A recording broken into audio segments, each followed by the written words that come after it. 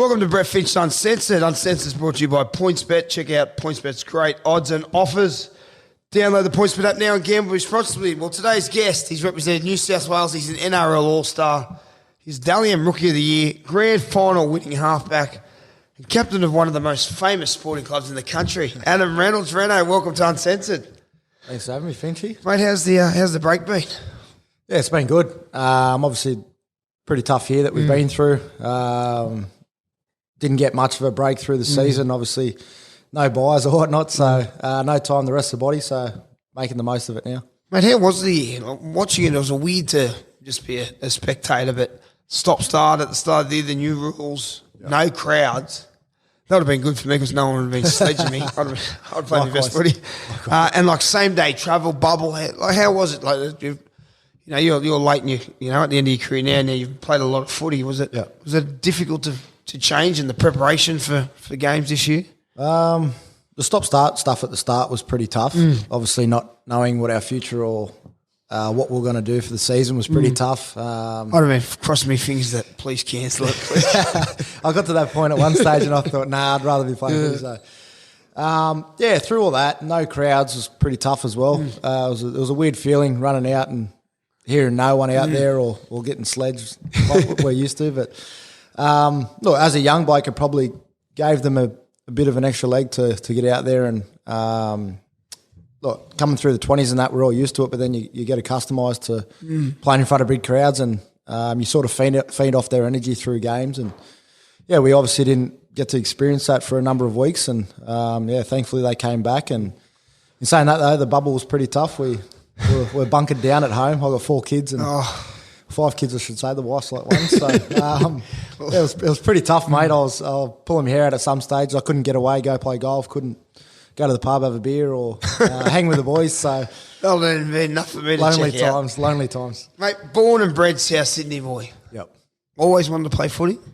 Yeah. I got an older brother, Wayne, 2 years above me. So basically just wanted to do what he did, followed him and he had a football from the earliest memories of my life and we hallway housing commission in Redfern there, bashing each other in the hallway and replicating our idols and that's sort of where I fell in love with the game and then only grew from there. You went to Matraville High, sports high, so obviously a footy school in the South Sydney area, but you were in the South Sydney comp, Alexandria Rovers, Kensington United. Played for more junior clubs than you did in first grade, Finchy. I play for anyone who will give me a start. But South Sydney, the juniors comp, it's you look at South Sydney, Penrith, Parramatta, Newcastle, it's one of the strongest junior competitions in the country. Yeah. I know you're 6'3" now, but when you're a kid, I know I struggled a bit between the ages of 13, 14, not growing up. There's some big boys that run around. Did you ever have any time where you thought, what in the world am I doing with those monsters of kids that are coming through these days? Probably every game, to be honest. No, look, I was pretty quick on my feet when I was in, not like I am now. I'm slow and fat now. But back in the day I moved pretty well. Knew where to hide in defence and had some big boys of our own. So look, there was one kid that was growing up in our age and he was a monster, 6 foot, 100 kilos at 12, 13 years old. And obviously difficult, but the old saying, the bigger they are, the harder they fall. So we lived off that motto for a while. But I thoroughly enjoyed it. I love the challenge of playing against bigger players. I've always liked the physicality side of footy and not much has changed. My saying was the bigger they are, the faster I get out of the way. That was my... Well, mate, you're obviously a star coming through the juniors. You make the New South Wales 17s. Your Toyota Cup team makes the GF. You must have been thinking at the end of 2010, I'm ready to go here, and then you get a fair setback that pre-season when you do your ACL. Yeah, well, I was actually close to debuting the year before, 2009, I think maybe. I think Craig Wing, Danny Shoulder, Isaac was they didn't think he could play big minutes, and there was a little chat there where I almost got my debut. I broke my thumb the week later in the 20s, so which is probably a blessing in disguise. I was 60 kilos wringing wet and would have got ragdolled and probably would have been the end of me. I would have been chewed up and spat out. So I developed. I got a bit bigger. I look at the time I had off now when I done my knee in that pre-season and But your goal would have been going into that year. Yeah, to play first grade. Chrissy Sandow was there at the time, and he was playing some good footy, so it would have been hard to break into that team. He was actually playing very good. But look, it gave me a time to study the game a bit more and learn by watching other halfbacks, learning off people at the club. I got to mature a bit in the gym, which made me a bit physically stronger and bigger, and got to work with blokes like Croc in the gym and see his work ethic. He's a nut, training the house down. As long as he only looked after you in the gym, not off the field. Yes, that's very true. Mate, you've always been a South supporter, Bunny supporter. Yeah, I had a soft spot for the Tigers back in the day as well. When I was thinking about it, what year were you born in? 1990? 90, yeah. Because Bunnies were always the most desired team to support, especially the last 30, 40 years. So they win the comp in 91. They're the toast of the competition. The minor premiers in 89. And then the club just goes into free fall. Yeah. In the next, it takes 18 years to get the next final appearance in 07, and they win 4 wooden spoons, 3 of them in the 2000s, in 03, 04, and 06, and they're kicked out of the comp for 2000, 2001. Yep. It's hard to keep supporting a team like that, isn't it, when a couple of years they weren't there and then they had a long run without success. Yeah, it is, but I think it makes the times when you're winning a bit more special. I remember as a kid with a family walking over from home in Waterloo over to the footy stadium and watching them. We didn't win too many games, but any game we were close, it was a result for us. It gave us a bit of hope and a bit of spirit for the week after. But look, we had a couple of young blokes come through. Buddy Gordon, Nathan Merritt was always pretty special. Johnny Sutton. We had players that could play. It was just the consistency wise, and probably the facilities weren't up to the scratch. Not that has anything to do with the outcome of the game or the performances, but look, I think when Roy Asatasi came to the club, he brought a lot of professionalism with him.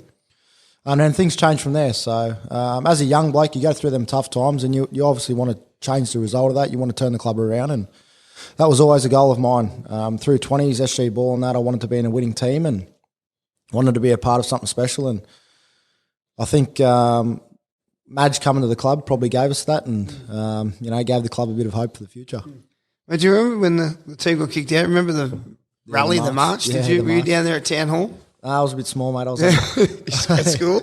10 years old. I wouldn't have made it. Well, in 2012, you just mentioned his name. Arguably the biggest signing, in the club's history. Michael Maguire signs. Did you know anything about him at that stage? Not at all. I sort of Googled him when I heard a bit about him. About being a tough coach and whatnot, and his work ethic and all that sort of stuff. So I Googled him and heard some stories of Piggy Rudell. Yeah. It was good. I probably needed him as a coach. Look, he gave me my first shot, and I'm forever thankful for that. And I probably wouldn't have had the career I got now if it wasn't for him. He sort of toughened me up, got me in the wrestle room with the likes of GI and some big outside backs. So, certainly toughened me up and got me ready for first grade. Yeah, me and Madge, we go back, me and Madge. We were together at Canberra, and then we played reserve grade together, and then Madge was my trainer. Yep. Then obviously in Melbourne, he was assistant coach, and he coached me in Wigan. And excuse me, he was signing me to get me over from Melbourne to Wigan. I was really worried about the cold, and he goes, "It's all right, mate. We're going to take a 2-week camp in Dubai over the summer." I went, "Oh, that sounds all right." Well, Madge's idea of Dubai was an army camp in Scotland, in the northwest of Scotland. The wind chill factor was, this is middle of December, Christmas, it was -20, the wind chill factor. Yeah, nice. Now, I wasn't too sure if that was the wind chill factor or my enthusiasm out of 10 to be on the camp. And I certainly can wins, that's for sure. But do you remember the first pre-season and how much that had changed from the previous years you've been sort of in that top squad? Yeah, it's a dramatic change from when Madge first turned up. It was 3K road runs, plenty of hills, wrestling sessions, wrestle week. Just a slogfest in pre-season. When you get to it, you're pretty much spent. You're ready for the season, no doubt about it. But it's changed a lot since Madge has been at the club. Obviously, the coach now, Wayne's pretty relaxed, and he's got his different ways about things. But I've been through numerous army camps with Madge, and all of them weren't fun, mate. they're just days you want to forget. So, mate, well, not only does Match start his first game in 2012, you make your debut, and not only do you make your debut, it's against the rivals, the Roosters. You know, being a Bunnies fan, you obviously know the huge history there. It must have been a proud moment for you and your family. Yeah, it was. It's everything you sort of work for as a kid. Your dedication's through the roof, through high school. I pretty much trained every day up until the 20s and sort of got a bit old, a bit sore, and the body can't go every day. So, yeah, mate, I thoroughly enjoyed it. It wasn't the result I wanted. No, it weren't bad, but it was did Mini score on the belt? Yeah, I missed the tackle on him. I could have probably taken his head off on him before he had the ball. I should have tackled him now, that knowing it now, a bit of experience. But no, you look back at it and sort of shapes who you are and how you get there and how you come. But no, running out there, it was a great achievement. No one in my family's ever played first grade, and sort of set me goals on trying to be the first, and lucky enough made it. What were your impressions of first grade in terms of the speed and, you know, being a halfback, the timing you got at the line and the physicality and all that sort of thing? Do you remember, you know, sometimes you go out there and go, oh, shit, I'm off the pace. Do you remember feeling comfortable? How did you feel in your first game? Yeah, well, I had the year off before, so I pretty much did nothing for 12 months. Went through a little bit of depression at the start there when I'd done my knee, sort of drinking every day and just wasting my days away. Welcome to my last 6 years. Had 2 kids, so I had to pull my head in pretty quick. And the biggest thing I probably remember about the debut was the kick pressure. I kicked most of the game. Sutter was a 5'8", and he wasn't a big kicker at all. So I was doing most of stones, that's about it. He went off with cramps in about 60 minutes, so he left me posted.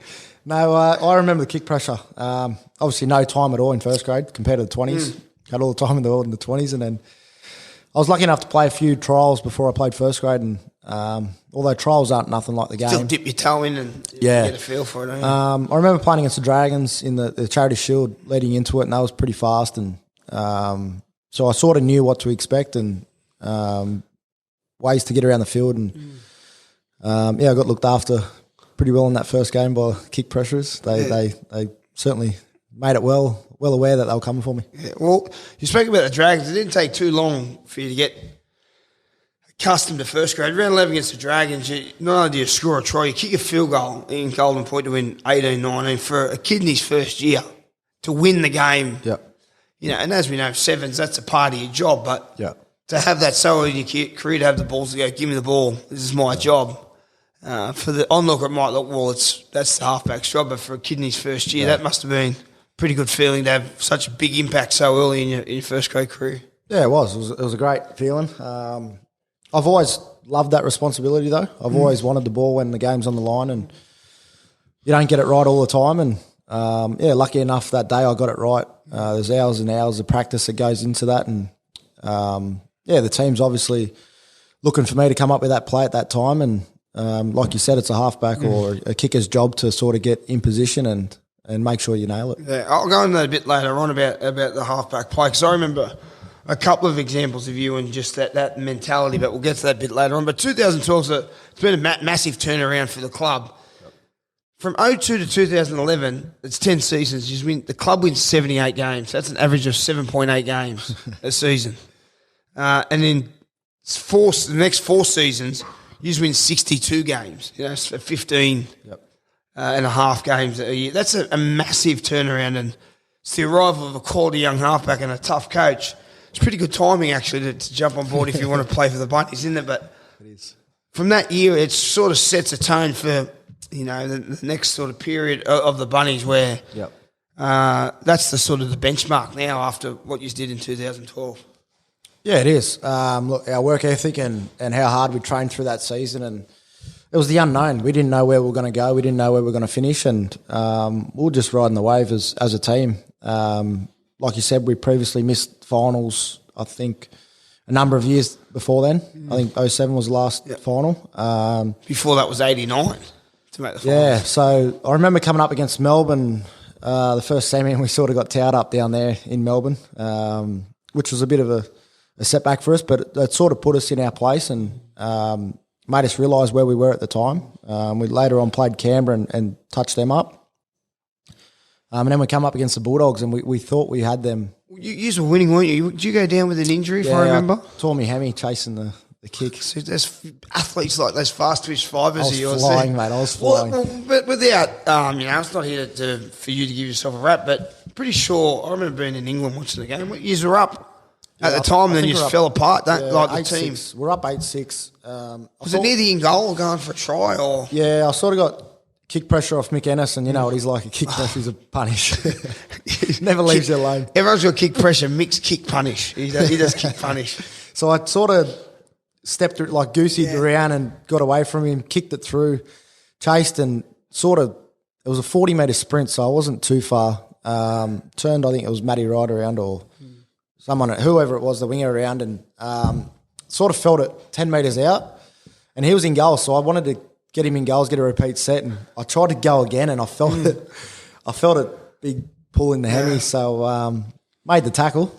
That's all that matters. Cost the game, and it was right in front of the dog stand, so I remember that. They'd been giving it to you. Pretty clear, yeah.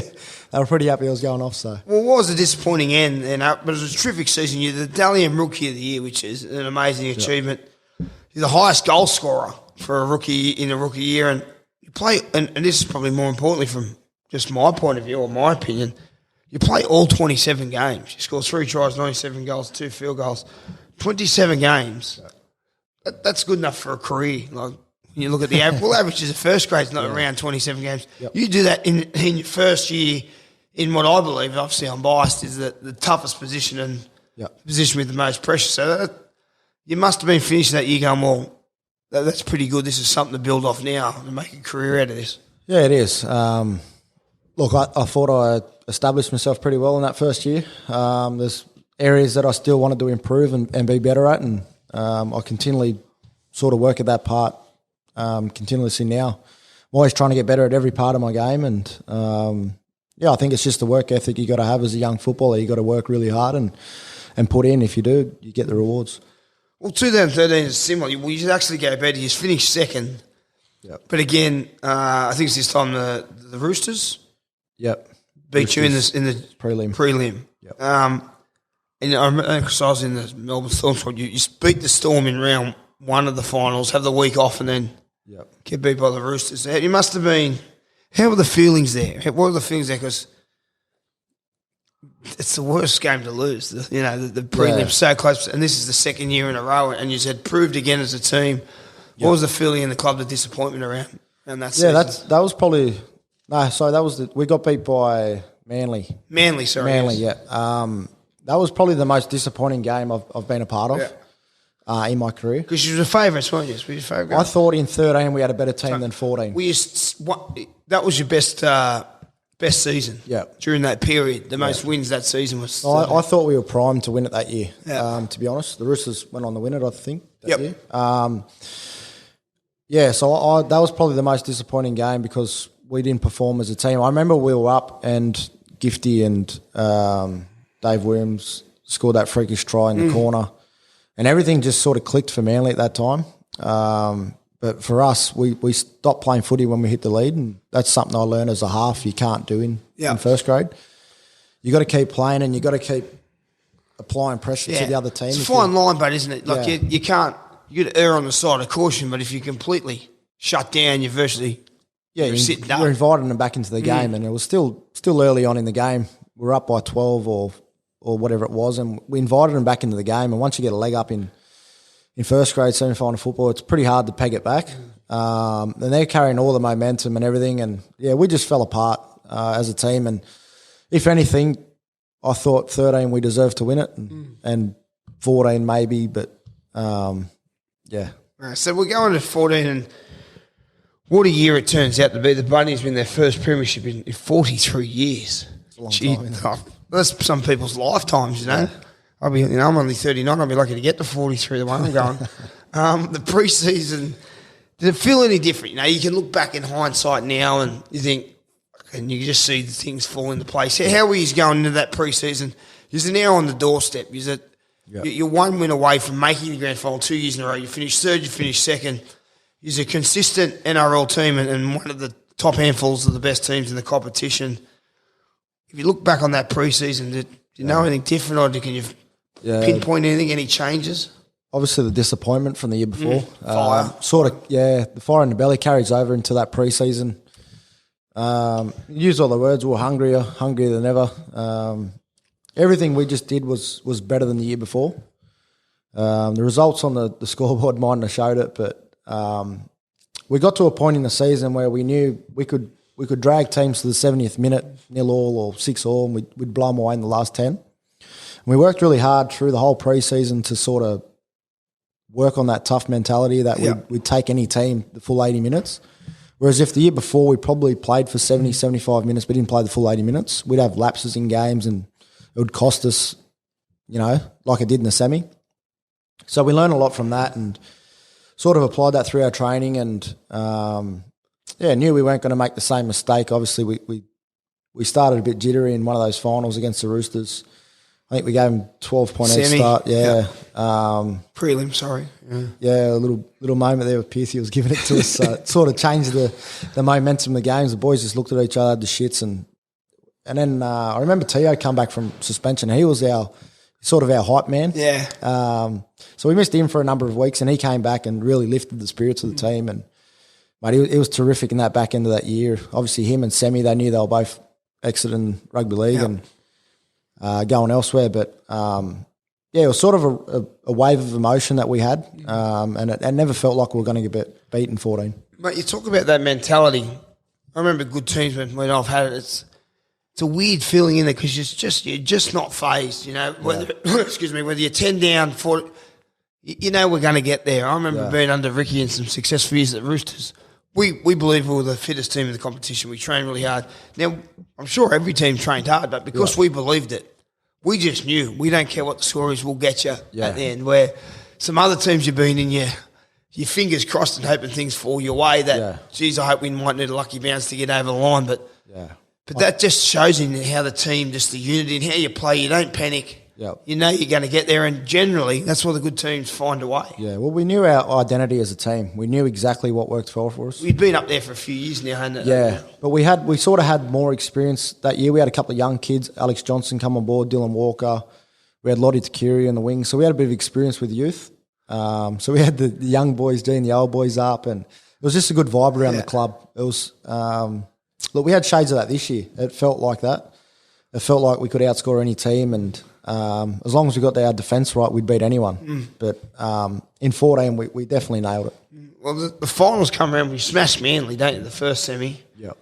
Then you knocked the Roosters off the final. Well, actually, after you beat Manly, you must be feeling good. You give them a hiding 40-24. I remember commentating the game for Channel 9 at the time. It must have been, you must be sitting around going, here we go, boys. This is the third time now to the doorstep, knocking on the door of a grand final.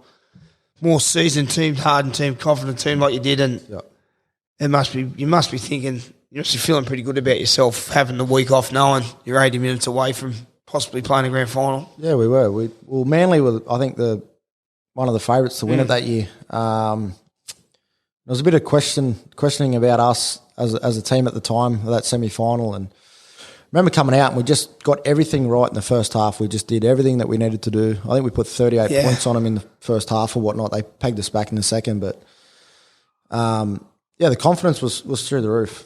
As a team, we all believed in each other. We believed in the process. We believed in everything that needed to be done, and we were just having fun as a team. Having fun is probably the most critical part of it. I remember at training, joking around with the boys and that, and mate, it was like you're walking on cloud nine at the time. Like, you could do anything. I remember our football manager of the week, the grand final, Mark Ellison, the great Mark Ellison. He was standing introducing the crowd at our grand final members' day. We had about 3,000 in the stand, a couple of thousand on the hill or whatnot, and he was giving a big speech as we were warming up. We were just jogging around the park and whatnot, and I said to one of the boys, do you reckon I can hit him from here with a footy? I was standing at the post. He was about 40 metres away, and I've lined him up with a kick. I'm never this accurate with the ball. You're not. Well, if you're standing in the grandstand, I probably would have hit him because that's where most of my kicks end up. He was 40 metres away and he was facing the crowd and he had the microphone to his face. And I can't remember who I said it to, but I said, I'll hit him here. And I've kicked it. and I thought I was going to hit him in the legs or the back. I've kicked it a bit harder. It smacked him straight in the back of the head. He almost swallowed the microphone. He wouldn't have known it was coming either, would he? No, he didn't, but he handled it well, mate. He turned around, give me the finger in front of the crowd. And we used to just walked off the George Costanza. You're done. You know, the boys, get ready to get your ring size fixed up. We're not losing this week. It must have been the most embarrassing moment for him. He was addressing the crowd in front of 3,000. But if he blows up at you, it makes him look like more of an ass. So he's got to play off. He handled it well. They handled it like a champion. He laughed it off. And well, mate, we say that game is by the Roosters. And again, like your first grade game, there's a real rivalry. Yeah. Like you said, Roosters were one of the 22 teams that I played for. But there's a real rivalry between those two clubs. Yep. So to knock those guys off to book your place to the big dance for the first time in 43 years for South, that's, not only for the club, but for the fans and yourself, it must have been huge. Yeah, it was. I remember the vibe around the area. You drive down Anzac Parade, there's South flags everywhere on the poles. People are painting their fences, their houses red and green, spray painting bunnies on the ground. Like, it was just crazy. It was a ridiculous atmosphere, and that's sort of the wave of emotion that I was talking about. Not only us, but the fans. Obviously, it would have been huge. Yeah, they hadn't had success for years, and this was the shining light at the end of the tunnel. And everywhere we went, mate, we felt like kings, and sort of that wave of emotion, I reckon, got us over the line. I remember that other side of the draw. The Dogs played Storm in round one of the finals, and News would give Manly a bit of a touch-up. So they were a bit battered. So I remember thinking, whoever wins this Bulldogs Storm game, they're a chance of progressing through, because Manly were a bit battered, and then they had Penrith. So your side was a bit harder side of the draw. As much as the Dogs deserve their spot there, they'd sort of come from 6th or 7th. Yeah. And, no disrespect to them at all. Yep. You guys were the heavy favourites, and quite clearly were the better team. How was the confidence there? Because it's your big grand final. You don't know how many shots you're going to get. You don't want to walk in with overconfident. But you guys must have been confident knowing if we get our game plan on, we're going to win. Yeah, well, like I said before, we basically dragged them 70 minutes or 65 minutes into that game, and sort of just tried to suffocate them and wear them out bit by bit. And then at the end, we came away too strong. But I think they had a couple of blokes that were busted up, and I think Trent Hodkinson was a bit busted at the time. Pritchard was a bit busted. So they had a few blokes that were a bit – but we knew they weren't going to go away. Every time we play the Dogs, no matter where they're coming, it's always a tough game. They could be 15th, we could be first, and no matter what, it's still going to be a hard game. So we've had some big rivalries with them in the past, and obviously I think Benny Barber was in career best form at the time, and we knew not to take anything for granted. We needed to work hard, and that's exactly what we did. We stuck at the game plan. We did everything to the best of our ability for 60, 70 minutes and slowly wore them down. Mate, did Mads do anything special? I know I've been a part of some Storm Grand Finals when we were totally under the salary cap. And Wigan, when we won the Challenge Cup, when you play at Wembley in front of 100,000, he tends to make, like one of those little, I don't know, like a ceremony thing of what it means to you, or your family's writing letters. Yep. Do you remember anything special Mads did that week? I can't actually remember the week leading in. I remember our first semi. He got us to write a couple of letters and whatnot, and burn it in an urn and spread the ashes and all that sort of stuff, which is we had probably too much emotion at that semi. So we learned a bit from that. I remember having some messages from some greats in the sheds, and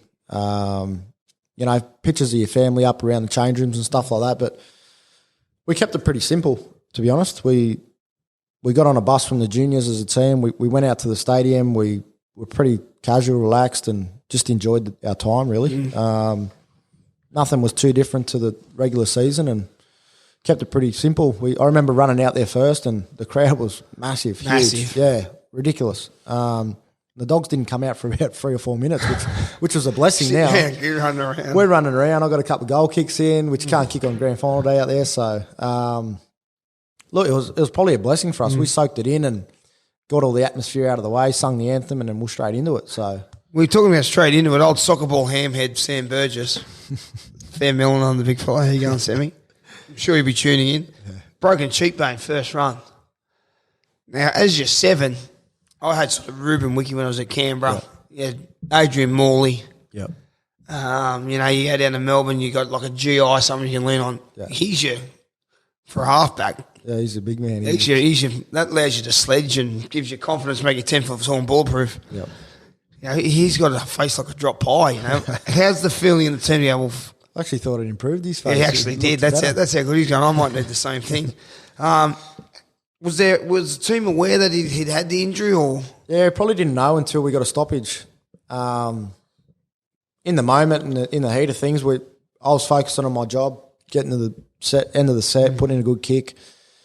There was a scrum, and I remember him telling GI that his face was pretty much effed. And yeah, that's like that every week. What are you talking about? He was fucked. His face was like it is always. But no, I remember him getting a GI, and he was pretty serious. And I thought, fuck, he's in a bit of trouble here.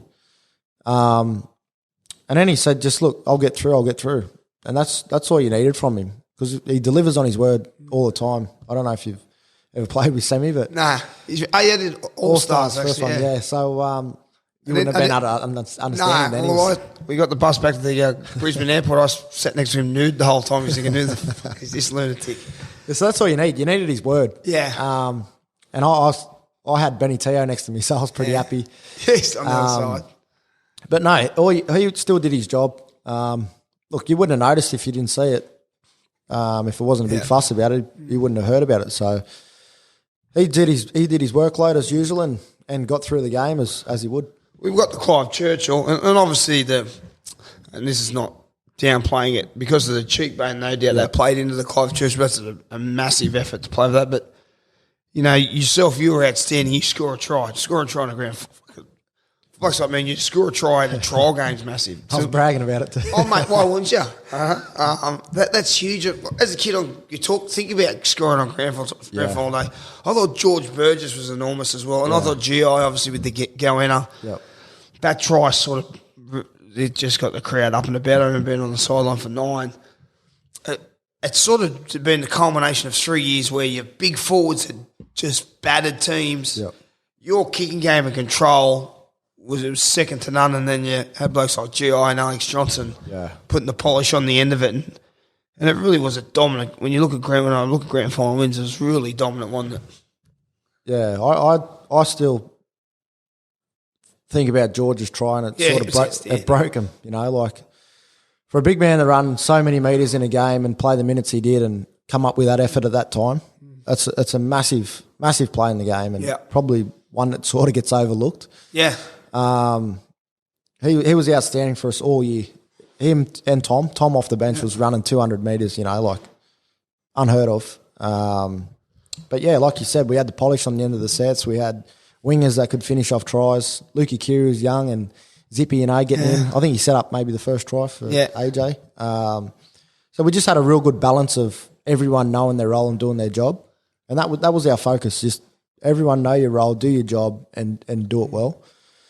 And I think that breeds confidence. And when you got confidence in the team, sky's the limit. You know, you can do anything. And obviously led by Sutto, he didn't say much, but his actions, you know, speaks louder than words. And then obviously Sammy doing what he does best. We had a pretty good balance of the team. It must have been good playing beyond that pack for those few years. I remember doing some video on you. I'd come back from England, 2013, my last year. Yep. Storm play the Rabbitohs about round 6. Both teams undefeated. And I remember watching some video on you, and just a couple of your kicks, and I didn't see you kick inside your 40. Yep. I'll go back and watch all your kicks from round 1 to round 5 before we play. You don't have to make a kick inside your own 40 in 4 or 5 games. So I remember going to Bellyache and saying, mate, look, this is obviously then you're. And I just think for anyone who's out there kicking, and obviously you're a tremendous kicker, it was never my greatest strength, but the difference between able to kick at the halfway line and the 40-metre line is huge, isn't it? Yeah. You can drill it low from halfway, from another 10 metres back, you've really sort of got to get under it, and there's every chance of catching it. Yeah, it just gives you options. And I probably took it a bit for granted, you know. I didn't realise at the time how good it was, obviously playing behind that pack, and the luxury I had of choices of kicks. You could kick early, tackle 3 or 4 from your 50. Wingers aren't back. You can put them in corners. And then if they go back, you can just... If they go back, you take another 2 tackles and you put a bomb up and trap them in the corner anyway. So the luxury of that, and then obviously the defence, the big boys, everyone says credit to the big boys, but it is credit to the big boys, because they do so much work in the middle. They get you in great field position to do what you do. And, they laid a great platform for the halves, not only for a kicking game, but to play off as well. Yeah. Well, mate, the grand final, the siren goes... What's your I was on the sideline of Channel 9, mate. I've never seen anything like it when the full time siren went. The crowd was like I don't even I'm not a Bunny supporter, but I'm not a Bunny supporter, so I was not supporting any team. I knew GI, I knew a few boys. Hope you go well, but just it was different to any other grand final I've been at when the full time siren goes. Just people were crying in the stands. I thought it was because I turned around and looked at it, but families were crying. It was an emotional, crazy. Yeah. I've never seen anything like it. It was quite euphoric. The feeling when the siren went. Yeah, and if you go back to when we spoke about before, the hardship that we went through, and no years of success. It was 43 years. We had nothing to sort of celebrate, for so long, and people were talking about never seeing South win another comp. And when you think about that, it's pretty sad. You grow up supporting a team and basically you're giving them no hope. And then when you get success and it comes, it's overwhelming, I've only won, 1 or 2 grand finals as a kid growing up, and I thought they were the best things ever. So when I got in and won the game in first grade, mate, I didn't know what to do with myself. Yeah. It's just all a bit blur now, but... I sort of wish I had my time over again. I would have enjoyed it and soaked it in a bit better. Instead of soaking in to his new. Yeah, love it to his new. Well, how were the celebrations? Because it's, like you said, sometimes you look back and just go, where did it all go? But I could only imagine the celebrations and the streets of Redfern would have just been going crazy. Yeah, after the game was crazy, mate. Yeah. Like crazy. From doing the lap of honour or whatever around the stadium, seeing all that fans, mate, it took us about an hour, 2 hours to get around the stadium. It was ridiculous. No one left. All the South fans stuck around and come down to the fence, say hello, try to get a photo of everyone with the trophy and whatnot, and celebrate there. We stayed in the sheds pretty much all night until 12, 1 o'clock. Yeah. On the piss in the sheds. Took the trophy out in the middle, sung the song, as everyone does. Sort of got back on the bus and talked about going up Redfern Street, which is pretty much a no-go zone that night. It was ridiculous. And there was I hearing stories, there was a Bulldogs car that drove up Redfern Street and pretty much got left in Redfern Street for about 3 or 4 days. It didn't come out the other end. It was not moving. Tyres were probably gone. Everything. You don't do that. You just stay away from things. I remember seeing scenes on the phone after the game about Redfern Oval. They put up a big screen and there was 5,000 fans or whatnot there. So we couldn't get the bus down Redfern Street. So our after party was at the juniors along Anzac Parade there. And I remember pulling up there and they reckon there was about 20,000 fans outside the juniors. It's unbelievable. It was crazy scenes, mate, crazy. We had all our friends and family in one of the rooms there. Probably took us an hour from the bus to the front door of the juniors to walk through the crowd and whatnot. And mate, that was probably the best part about it. Celebrating with the fans and seeing everyone smile, cry, whatever. It was a dream come true, to be honest. And for a halfback, and I'm biased because I'm a halfback, but I don't know how hard the position is. And not to say any other position is not hard. Yeah. Front row, physically, it's so demanding, but your job's the same every week. Halfback, it changes from tackle to tackle, what you got to do. And obviously what comes with that is responsibility, is credit, and the big price tag, but you also get a lot of criticism if the first man that's under the gun is the halfback. And I just think there's something about being a premiership winning halfback. Yeah. It certainly carries more weight than being a premiership winning winger. With no disrespect to wingers, but they always say you can't win a halfback can't win a premiership without a good halfback, mate. That's That's a title they can never take away from you, and you do it in your third season. You must have been pretty chuffed about yourself. Without, it must have been pretty confidence-wise. Like that's as good as it gets. Yeah, mate, it was the best time of my life, to be honest. Everything had fallen into place. 3 years in, and enjoyed a bit of success prior to that with making finals and whatnot for the first time. But nothing was sort of like winning the grand final. Yeah. It was massive. And the next 12 or 6 months after that, it was just like a roll-on effect. I remember winning the Nines, winning the World Club Challenge, and I was like, I'm not getting sick of winning, man. Yeah. I love winning. Yeah. Love winning. And now I look at it now as an older bloke and go, I just miss those memories, and I just want to win every year. It sort of becomes infectious. 100%. When you don't get those results and you don't win grand finals, you sit there every year and watch. You don't want to watch the grand final, but you're watching and go, geez, that's me next year. I'm going to be there next year. You start bagging them all, and then you suddenly, because you're jealous, you wish you had that play. But mate, I remember being at Melbourne and someone was bagging Melbourne about being boring to watch. I said, I'll tell you what's not boring: winning. Yeah, that's not boring. Yeah, and you're exactly right when I've been through ups and downs through my career, but you just think when you're winning, you just think, mate, there's nothing better. Nothing better. Nothing better. And things just fall into place. Mate, talk me through the party, the celebrations of the GF. I know a couple of your boys. I've had a few. They can certainly hold their own. Can you remember any? Any good performances off the field? Mate, we're pretty. We had a couple of things after the game that we had to attend and whatnot. We had a Harbour Bridge climb, and all the boys were filthy. We didn't want to go because we wanted to keep celebrating and whatnot. And they sort of said, look, just ease down off the grog a little bit and got to get under the thing to get up the bridge. And I remember Benny Teo and Luke Burgess.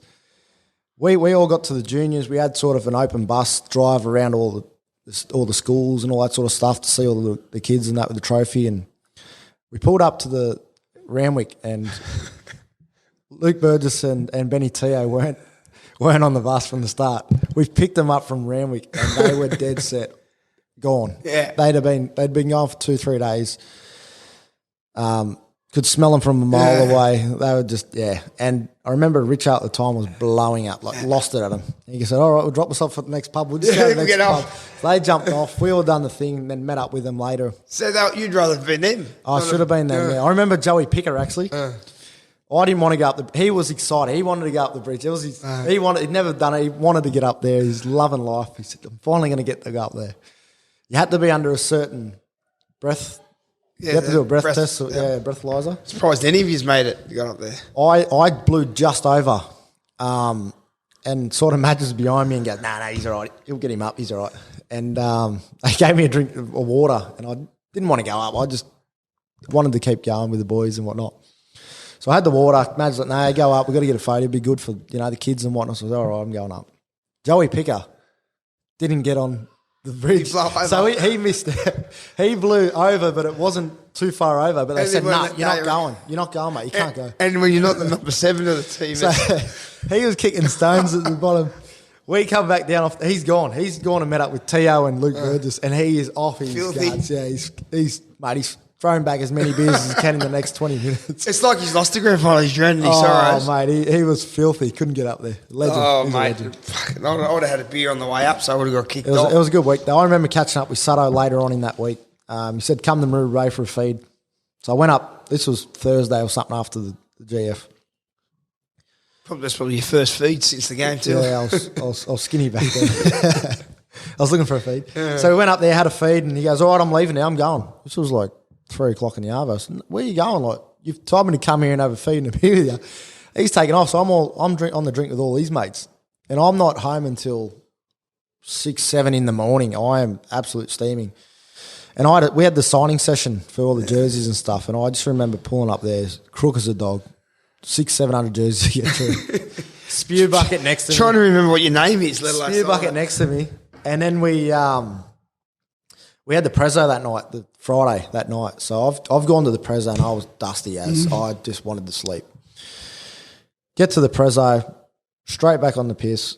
Get home. I remember getting home at about 12, and about 8 of us had booked to go to Vegas the next morning.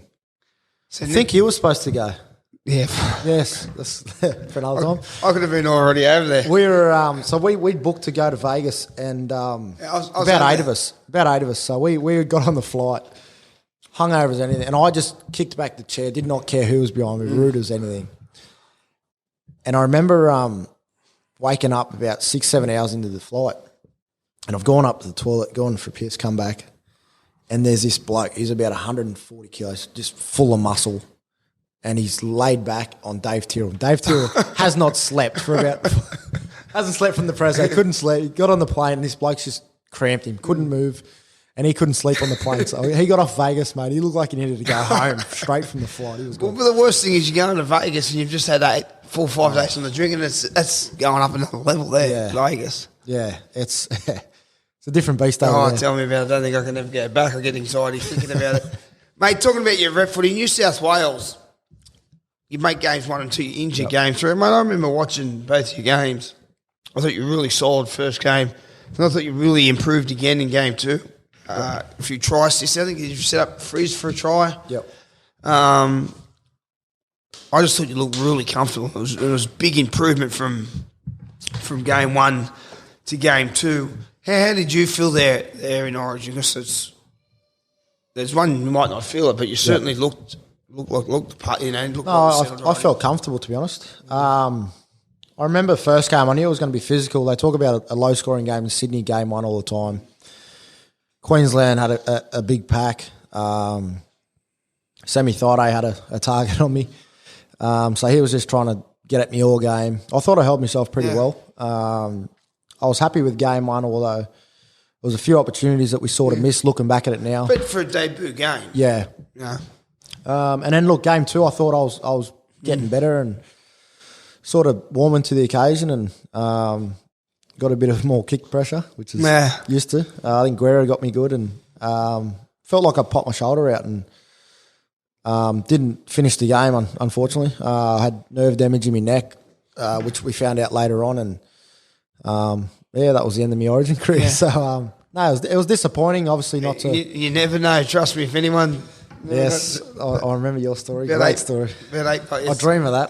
Tell me about it. Should have played hungover more often. But, mate, do you look back now, and I really do remember that period, because obviously there's that long history of the halves chopping in and out, but I'd never seen someone, during that period, myself included, for a 10-year period. I guess at this stage you've won a comp and you're an established, quality first-grade halfback. But I've never seen a half as comfortable in those first couple of games as you were. Do you think there's opportunities down the track after those games? Yeah, I always thought I'd get back there. There still is, obviously. Yeah, I thought I'd get back there.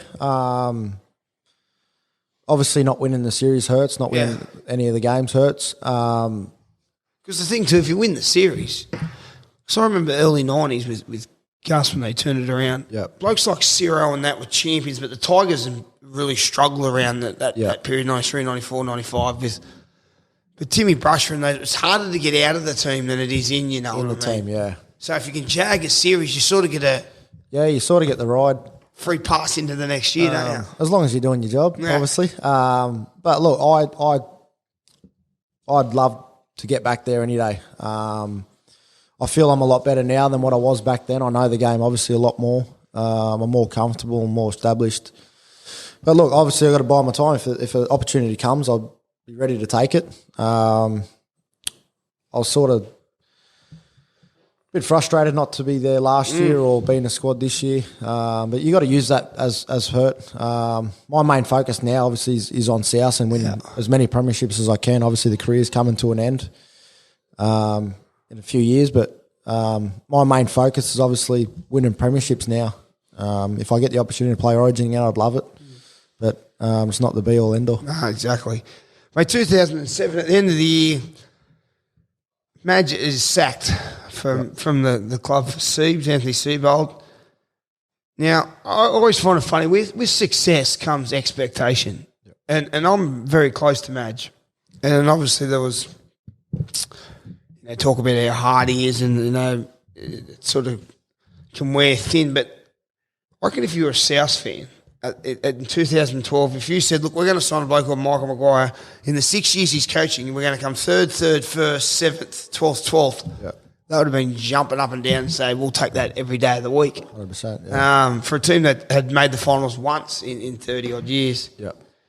But like you said, it's once you go third, first, anything less than that is now a failure, or you start the expectation comes with success. Is that something you've found? Like now, it's you make finals or it's a failure.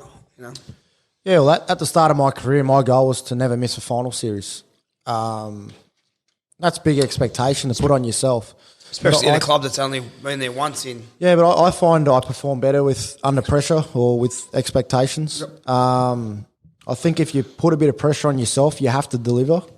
Otherwise, you're just letting yourself down, you're letting your team down, and something you never want to do as a player. And I think those 2 years we missed the finals was a really big disappointment, not only for the team but myself individually. When you look back at Madge, what's she's come through together? You know, usually it's like quarterback and head coach. You know, like you either going to the mountain together or you're going out the back door together, and and you used to come through together and took that journey together, didn't you? Yeah, well, we had a great relationship.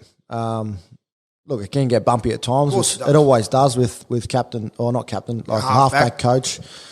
Look, you got to have tough discussions every now and then, and you might not see eye to eye, but look, the trust and everything's there.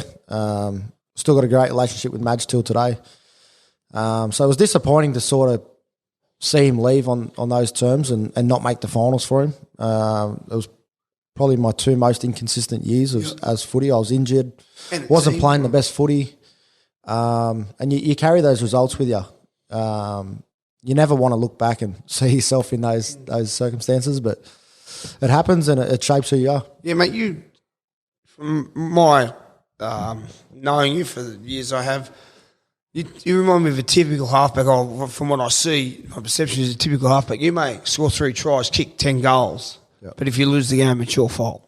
Yeah, I sort of see that responsibility of a halfback. That I think I know what my strengths and weaknesses are, and look, if I play good in a game, but the results the other way, it still doesn't matter. It's a loss to my name, and I think that's a good thing to have.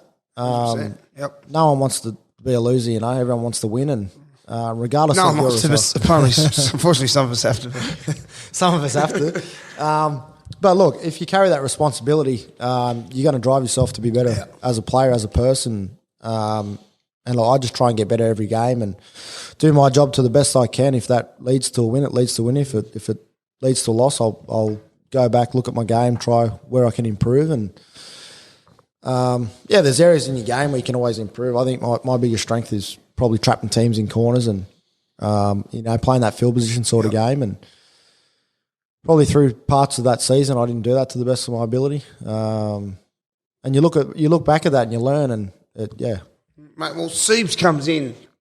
Anthony Siebel, I'm good mates with Siebes. I played with him. He was my first captain in when I come into grade in reserve grade at Canberra. Funny story about Siebes. We were in Canberra. We had a joint called Old Canberra, and it was a Sunday night. Closed at 12. And Siebes goes, "What are you doing?" I said, "Mate, I got school at 9 o'clock. I was in year 12." He goes, "Come, we'll go find a drink." The only place that was open, like a Spanish dancing place at a bar, but you had to sign up to dance. So Siebes is 25, I'm about 17. Yeah. Siebes puts us down to dance so we could get into the joint, so we could have a beer, but every, say, 30 minutes we had to go out and do salsa dancing for 10 minutes so we could go back to the bar. I'd love to find the footage of that. Oh, mate, the security cameras. Then I had dropped off, went to school the next day. No wonder I'm all over the shop. This is life I've had. But you had an incredible year. Did Siebes change much, or did much change in terms of the structures in attack? Because you were fantastic that year. We changed a fair bit up, to be honest. We did a bit of work with Matty Johns in the background. As halves, me, Cody, Cookie. We got over over near his joint. And, Colleroy over there. Yeah, went through a few plays and different structures and how we could break teams down and stuff, and just tried to reinvent the wheel. We obviously lost a few big boys through the middle. Didn't have that power game like we did years previous. So we needed to reinvent the wheel and throw the footy around. wanted to back our skill more than our strength through the middle. I thought it worked pretty well until teams found us out. I remember we were pretty dominant going left. Yeah. Me working to Cody. Yeah. Strong on kick chase on the right side. And was Joe playing centre on left centre that year? Yeah, I think so. Either fullback or centre. Yeah. So we pretty much were one dimensional. In saying that, we had a lot of success that year. Obviously, Going to the left. teams know it's coming, but you still got to stop it. But that's probably what hurt us in the end. We made that final that made Roosters. Roosters, and they're a great defensive side. You can't knock them, and they knew exactly what was coming. And credit to them, they were too good on the night. They stuck solid. But yeah, that you look back at that and you think that's another year we probably let slip. It obviously hurts as well. Well, mate, Siebes, what were your feelings around Siebes leaving? I'm not here to try and bash up on Siebes, but I'd imagine like any new coach, when any coach comes in, they demand you to buy into what they want to do. They demand you to, don't dip your toe in. You're in head first. We're all in, And if you're not in, you piss off. Yep. And they physically challenge you. They mentally challenge you. Yep. About the team, about being selfless, and there's no bigger position than the 7. Yep. He used to have a great year in his first season. Obviously, Siebes plays his part. But because of your performance, you've then put him in a light where he's now being chased by Brisbane and he gets a massive deal and leaves. And we can, everyone looks after himself and their family. But how was the feeling amongst the team? Was it shocked, surprised, or a bit disbelief? When he left us? Yeah. Considering he'd only just got there, and like I said, they demand you. Like, if you're not doing your part for the club, they'll piss you off, and there's like, well, hang on. Yeah. You leave us. Look, it's disappointing because we had such a successful season again.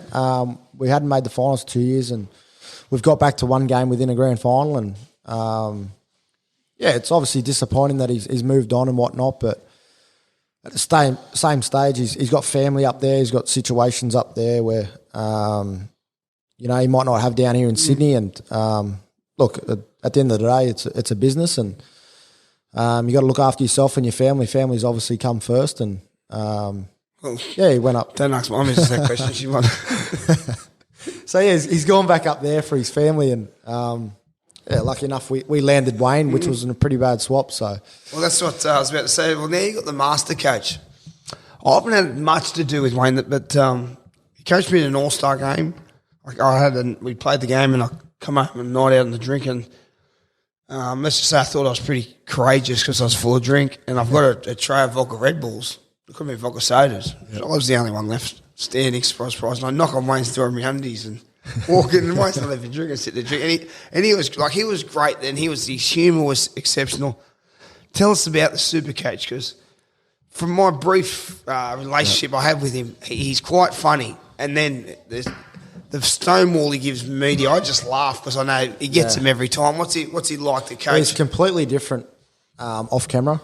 Obviously, his biggest thing is looking after his players and making sure the players are first, which I totally agree with. I totally agree with him 100%.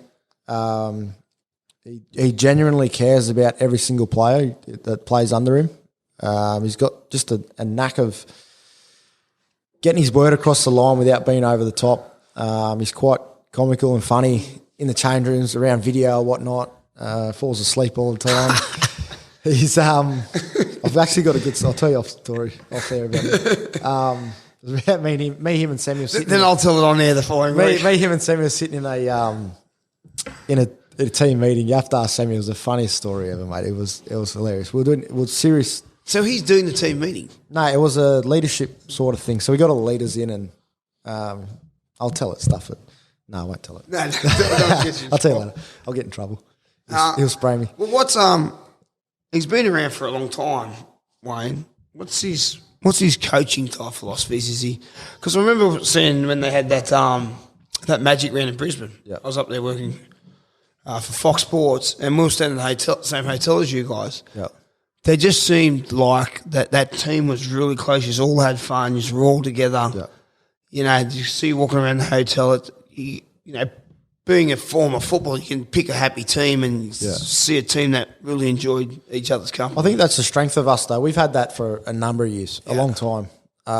It doesn't matter if you're the captain of South, doesn't matter if you're on a development contract. We're all equal in the team. You got to look after one another. You got to be happy. You got to, buy in. Otherwise, nothing works. It's not successful. And I've been in teams where it's probably the other way around. The top dogs don't talk to the bottom ones, and you feel a bit left out, and you sort of shy away from being your best. And that's sort of something I've learnt as a young fella coming through to one of the old boys now, that everyone's got to be involved, and it's probably like society. Everything's you got to thing, so you got to move with the times. But no, we're a tight team. We love going away on trips together. Bit of downtime, time away from the missus and kids, so it's always good. I remember talking to Wayne Carey, having a beer with Wayne back when I was living in Melbourne, and I was talking about the great kangaroo teams he captained in North Melbourne, the Kangaroos. And he said, you talk about the mentality he said his most important player was the least important player on the list, and it's a bit like my time with Smithy. Smithy don't need to talk to Billy Slater because he knows what he's going to get out of him. Yeah. He develops relationships with the younger kids because they're the ones that you need to really, really come through. Yep. I suppose now as a captain, and as a halfback, the captain without the C next to your name, and you've always probably been a leader and vocal, but that's probably something you've always got to be aware of, and having that, being able to talk to senior blokes, married blokes, single blokes, young blokes, old blokes. I think you need to have that. And if you can have those relationships, it just builds strength in the team. Yep. I remember as a young fella coming through, and you always got your second grade versus your first grade at training, your opposed sessions. And the better your second grade team goes, the better your first grade team's going to be. And I remember as a second grade, you always want to try and get it over first grade and try and prove your point that you deserve to be in first grade. And if you can get that consistency at training and challenge first grade to be better every single day, the team's only going to get better. So that's what I sort of push to the younger boys now about, building combinations, working with the guys in first grade, working with the younger halves that's underneath me. Because you never know when your time's up. And for me, I just want to leave the jersey in a better place than what I got it. So if that means passing on to one of the younger boys that's going to benefit and be better for the team, I've done my job. I don't think that's going to be just yet. But you're right with reserve grade. When I come back to the Storm 2013, I played reserve grade, first grade. And I remember saying to the young blokes for a post session, I said, boys, this is the best education there is. Yep. You'll get to train against the defending premiers every day. Yeah. Then you're going to go play reserve grade team. So it's, this is the best education you can get. Talking about the mentality of a halfback, you spoke about that love and that pressure. Now, I'm a bit of a weirdo with memory. Like a pretty good memory. I think it's 2017 or maybe 18. You're playing Manly at Brookvale. You get beaten Golden Point. Yep. But you missed a conversion, which was fucking, you should have threw it over for your standards. I think you're having a bad day with the boot. You missed a conversion, which could have put you in front or tied the game. Yep. And then like a couple of minutes later, you get a penalty goal from like 35 or 38 metres out on the sideline. Yeah. And I remember sitting on the sideline without hesitation, you went bang, and you fucking nailed it. Yeah. Like I remember, and that just made me think of that because did the goal you missed was to put you in front or tie the game? Tie the game. Yeah, and just like compared to the one you nailed. Yeah, it was about 3 or 4 minutes to go. Yeah, it was the penalty goal. Penalty goal from missed it near the post. Yeah, and you're one of the greatest goal kickers we've seen. Missed it, but I remember the penalty goal because I was on the sideline. The commentators were saying, "Well, because you've missed such an easy one, the confidence might be low. You'll probably just go for touch and look for the try." But without no hesitation, no fear, not even a second of your mind thought, "What should I do?" Just from looking at you, or could have, but from my body language, I remember thinking, "You just give me the ball." Yeah, take the tee. Before the bloke's arm went down, the ball's on the tee. Yeah, that mentality. But not everyone's wired like that. Like humans second guess themselves, Yeah, not only do you want to miss it, fucking you don't want to miss it again. Yeah, you did not. Like I said, that ball was on the tee before the referee left the mark. We had another one of them this year against the Cowboys. Yeah. I'd missed the kick from the sideline with about... Up there? Yep, in Townsville. Yeah. It was we were down by 2 and I missed the kick from the sideline to draw the game up with about 2 or 3 minutes to go. And we got a penalty again, probably same thing, 35 out on the sideline and bang, give me the ball too. And then happened to go down and kick the field goal after that. Against Manly, I missed the field goal as well, hit the post, come back and Cherry Evans ended up icing it. So I think for those moments, you got to back yourself and believe in yourself. I think if you shy away from it, it sort of shows who you are as a person or you're not confident in yourself. Whenever the game's on the line, I want the ball in the hands and 100%. have a crack at it. And I was similar to that now. 9 times out of 10, I probably come up with the wrong play, but that mentality, I always thought whatever the situation was, I can beat that. Yeah. Now, I probably should have known my limitations because it's got me into trouble, try and throw the 40-metre cut out to the winger and the bloke goes the other way, intercepted. But I honestly believe, and that's where I've got myself into trouble, post-career where I think I'll be right. I'll get myself out of any situation. I back yourself. Yeah, you do. Yeah.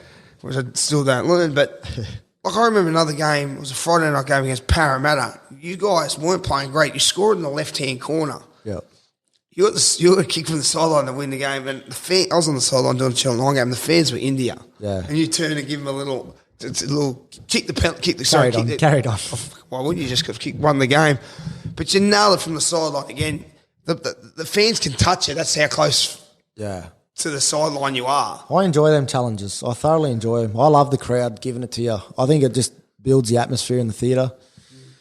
And when you've been in those situations before, you take it as a challenge and you just want to better yourself every time. I'd rather be up by 30 or 40 and just cruise to the finish line. But when you get those moments, I thrive and I think, geez, I love these moments. I just want to be in them all the time. Obviously not good for the fans and stuff, but it's a challenge that I thoroughly enjoy. I've read a Michael Jordan book. It's hard to believe I'd read it. Audio book, actually, listen to it. Something like he misses 10,000 shots or better, but everyone focuses on the one he made. Yeah. And which is true. We don't always come up with the right situation or the right execution. But if you believe in yourself and you go over your process, 9 times out of 10 you're going to come away with the right result. And it's that sort of mentality. Playing halfback. If I didn't try the things or whatever, I would have been okay. But I'd rather have been what I am and have those moments because I don't understand how you could play footy and not have those moments where.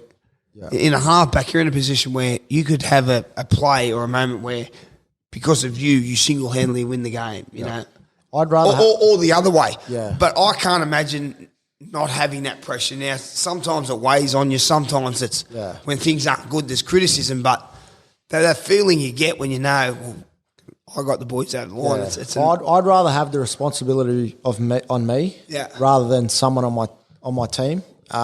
If they miss it. I'd live with myself missing it. I'd be more dirty on myself missing it than them missing it. I wouldn't want them to feel, the heartbreak or whatnot. So I take responsibility of it, and I think I wear responsibility pretty good. If we lose, I'm pretty much used to the criticism now and what goes with it. But you obviously take the accolades and that, but you got to obviously wear the criticism when it comes. Another one of these games. The Dragons semi-final. Yep. I think you kicked 2. Did you kick 2 field goals that game? 3. 3. 3. Some people don't kick 3 in a career. That's even better. That's a semi-final. Sorry, kick 3 of them. Yeah. It's ridiculous. With that, my kicking game. I remember. I don't know what game it was. Someone we're doing a kick and you put a kick in and it might have. Probably wasn't your greatest kick, wasn't it? Wasn't a terrible kick. And someone said, Finch, what do you think Adam should have done there? I said, why are you asking me? I would have kicked out in the fall. Hang on, let me watch 8 replays. I'll tell you what he should have done. Yeah. But your kicking game, my kicking game, I probably struggled to set up the play. What's your process with your kick game, your preparation with your kicking? Do you have spots on the field where before you go into them, look, this is my high percentage play from here. If something else is on, I'll do it, but this is my bread and butter from this situation. Yeah. Or do each team's different because you see different reactions from teams? What's your preparation? I used to always want to set up my kick. I'd always want to finish in a certain point on the field. As I've gotten older, I've practiced a lot more, and I back myself from pretty much anywhere on the field now to come up with the right kick, which is a good thing because we can play on 4 or 5, and if you make half a break, it doesn't change the outcome of your kick. Always just try and trap wingers in corners. I love trapping wingers in corners and teeing off on them. Not I'm a big bloke or anything, but I remember Tugger Coleman was my SG ball coach, and his big thing was kick, chase, tackle, and it's still stuck with me ever since. I think it's a great quality to have as a half, a 5'8", fullback. If you kick, be the first one down there and make the tackle, get the marker, try and make the next tackle. The work you do for your forwards there and the confidence they get out of you as a half doing that, it just grows week in, week out. And, back to setting up the kick. If I got points now on the field, I basically know what kick I'm going to come up with. So you're attacking the line. Yeah, that's really hard for any young kids out there who kick. Is try and get the grubber through feet. Yeah. Was there any way, if you're looking to grubber, is there a position you like to finish, or is there anything you do to create space to get the ball in behind the line? Yeah, it's all about where you're being comfortable. I like to catch the ball outside where I want to kick. So you got to straight. It's easier to get through if the hole's obviously bigger. These days, everyone's getting a bit smarter. The legs are getting out. They're trapping and scrapping, and means you just have to adjust your kick a little bit, get it a bit off the ground, and obviously you just got to work on touch. Fullbacks are getting pretty good these days of cheating and getting across the line a bit. I worked on touch, but it was with my defence. That's what How much work would you do defence? With your kicking. Kicking. I forever, for as young as I was, I've grown up with the ball in hand, so I've kicked the ball as many times as I can count or can think of. And then now coming in the grade, mate, I'm still kicking every day. Yeah. Plus goal kicking. Not kicking after training, but kicking during training. We might get a break or something, and I'll just try and grab it between someone's legs or put it in a gap. So I'm forever like walking to a drink station or something. I might put a grubber in and try and feed it through somewhere. So there's always those little things that I'm conscious of. Goal kicking, I've probably pegged it back a little bit now. That I've had a few niggling injuries over the past, so I haven't done anywhere near as much as I used to. Yeah. But I'm comfortable with my routine. I'm comfortable with how I strike the ball. I believe in the process that I've worked on for so long, so I can sort of afford to miss a session or two. But whenever I feel like I'm falling behind, I go straight back to working hard on my kicking game or goal kicking. Well, mate, a proud moment for you. You're a South Sydney born and bred. You're a Premiership winning player. You captain the famous team. Now, I can only speak for myself. You may not be the captain, but you're this halfbacks of the leader. So deep down, you control the team, but it's not that you need the captaincy, but to receive the captaincy is a huge honour, and that must have been something you're extremely proud of to have been bestowed upon you. Yeah, I've thoroughly enjoyed the challenge of it. You probably asked me this question 2 years ago, and I would have told you I'd never be captain. Yeah. But obviously Wayne's given me the responsibility. Obviously with Sam, Sutto, GI moving on, the spot's opened up. Sounds like my origin career, but maybe 8 blokes just It's right. That's how I fell into the Take it there, you can get it, brother. So, yeah, I've thoroughly enjoyed it. But I think it's only made me a better player, a better person. It's given me a bit more responsibility, which I don't mind. I enjoy. Adds a bit of pressure, which I enjoy. It wasn't all smooth sailing at the start of the year. Obviously, had a bit of a hiccup with COVID and whatnot, and sort of the break and trying to work out where we're going to go and how we're going to be, and then obviously getting back into it, starting up again fresh, and having a bit of a rocky start with the team not going as well as we'd like, and then you get into a groove and everything becomes natural flow. Obviously, my talks before the game aren't too crash hot. Just go over what the coach said. What type of captain are you? Or has it changed you? No, not really. No, mate. I would have been the exact same if I wasn't captain. Well, in terms of, do you have to be a bit more careful about say, socialising, or if you're going for a beer, well, I can't go to 5. I might have to knock it on the head at 4:25. Have you had to adjust in there? I suppose COVID didn't help last year, but has it changed much at all? Not in terms of you as a person thinking you're better, but like just things. I think I've changed more things you got to do around the club. I think I've changed more with my responsibilities because I'm getting older. I'm coming to the back end of my career. I don't want it to be a waste. I want to make the most of the opportunities that I've got in front of me. And I think that's a good thing for captaincy. Yeah. I know my limitations now, obviously, not the past couple of weeks. No, but I still enjoy myself with a beer here and there, and try and socialise as much as I can. Obviously, this year we couldn't do too much, so always looking for ways to sort of better myself and improve in every area. But I probably would have been exact same as captain. That's one thing Wayne's been really good at. Yeah, he didn't want me to change as a person or. Certainly helps when you've got a great coach like that too, doesn't it? It's not like a rugby coach where you seem to be carrying them. Another huge milestone, over 200 games for South Sydney. Like I said to you earlier, I was looking through some of your stuff because obviously I'm professional with my research. Mate, the amount of games, a few niggles of injuries, but your average amount of games is well into the 20s each year. Your first couple of years, I don't think you missed a game for 3 or 4 years, and that's when you're playing 26, 27 games, throwing Origin, throwing All-Stars, throwing New South Wales City Origin. Yep. That's one thing, I guess, for you that doesn't probably get noticed as much is your durability. And I think that's a great...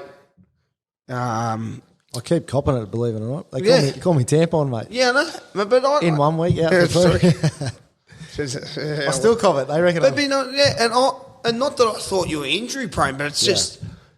You just think, as a young halfback come in, usually they take a bit of time. Like you just went bang from your first one you're away. Yeah. And like I said, I think that's one of the great words you can use to describe as a halfback is durable, because to play 200 games, one, you've got to be durable, but you've got to play at a level to continue to be maintained, to be picked. Yeah. And in a team where mentally you've got to be durable, but also physically. And 200 games, that's a fair effort. And obviously there's plenty left to come.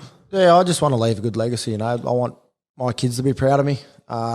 You walk through the change rooms and the hallways at Redfern there, and you see all the stats, all the games, all the premierships and stuff. And I think at the end of your career, you just want to see yourself up on that board. And look, for me, I want to reach 300.